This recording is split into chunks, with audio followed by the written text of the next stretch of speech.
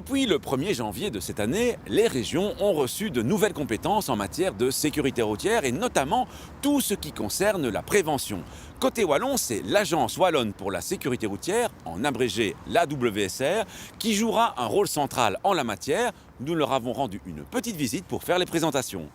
L'agence a été mise en place effectivement à partir de mai-juin de l'année passée, a vu ses effectifs augmenter progressivement. Maintenant, nous sommes une douzaine de personnes et dans le courant de l'année 2015, nous devrions monter à 15 à 18 personnes.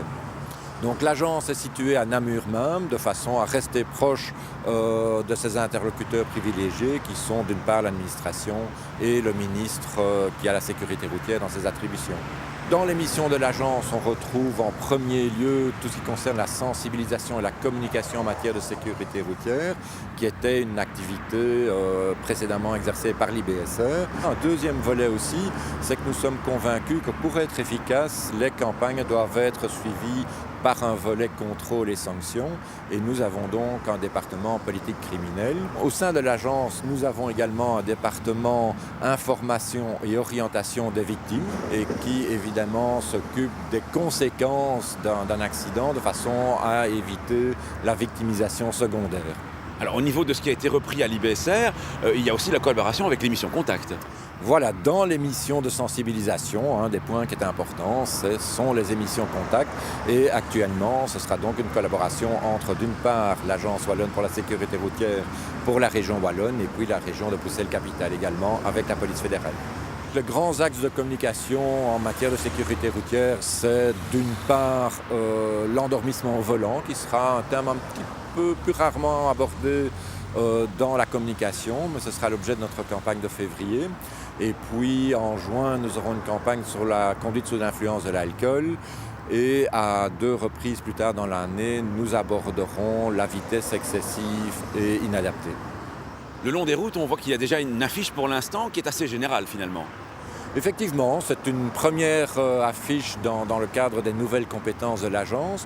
C'est une affiche qui a un double objectif. Un premier objectif de notoriété de l'agence, puisqu'elle vient d'être mise en place avec un lien vers le nouveau site internet de l'agence. Et puis également un message général de conseil d'une attitude prudente au niveau des routes. Et il est évident que dans les circonstances actuelles, c'est particulièrement important. Des messages de prévention adaptés aux problématiques régionales, c'est certainement une bonne chose puisque les types d'accidents peuvent varier sensiblement entre le nord, le centre et le sud du pays. C'est notamment pour cette raison que les régions ont reçu de nouvelles compétences en la matière, des compétences qu'elles entendent bien exercer au profit de leurs concitoyens.